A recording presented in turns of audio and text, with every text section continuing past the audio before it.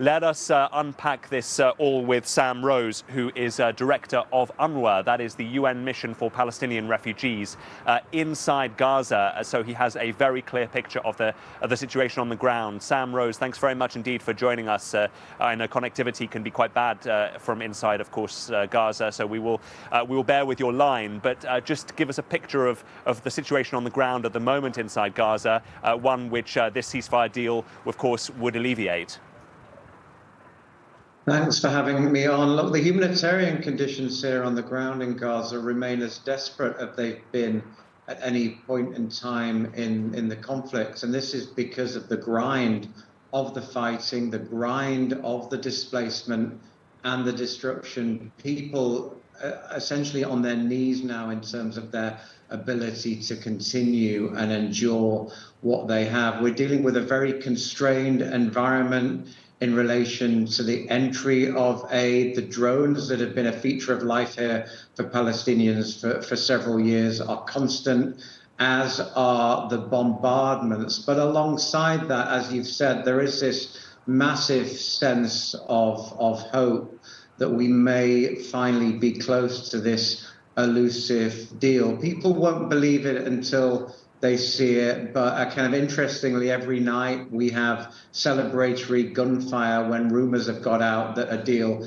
has been reached. We've been there before. We were there in May. We, of course, did have a short pause in November of 2023, but things have moved on so much since then. Things have got so much worse since then. So the entire population of Gaza is holding on for this deal to go through. They need respite. They need peace. They need an opportunity to go back and visit their homes and start what we hope will be a meaningful, sustainable rebuilding and peace process.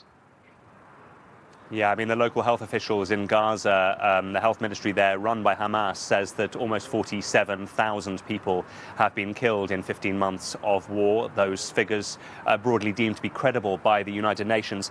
Sam, just a reminder for our viewers that back in October, the Israeli parliament banned your UN agency in this long-running rift, of course, that Israel has had with UNRWA, blaming it for sympathizing and for members of UNRWA taking part in the Hamas attacks. So, to what extent could your agency be able to operate inside Gaza as part of this ceasefire, and when the guns fall silent, can you be part of the kind of post-war situation there in Gaza? I mean, we lack clarity on exactly how those bills will be implemented, but indeed they come into effect at the end of the month. And if they come into effect in full, that will mean no contact between Israeli officials and UNRWA. We have been clear throughout the conflict that we are absolutely critical, absolutely fundamental for the delivery of aid in Gaza throughout the war.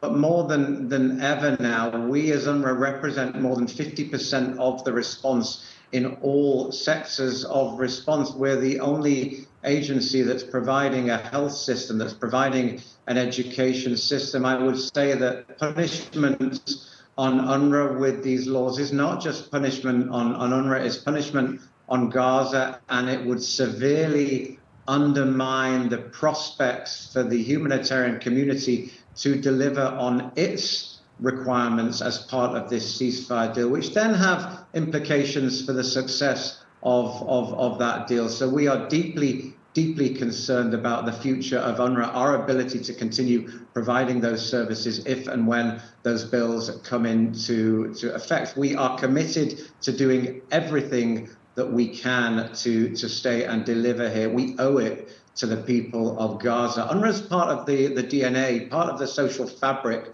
of Gaza. We've been here for so long. There isn't a person in Gaza that hasn't grown up without UNRWA. Most people going through UNRWA schools, taking their children to UNRWA health centers. Without UNRWA, the prospects of us delivering on the humanitarian elements of this ceasefire deal are severely undermined.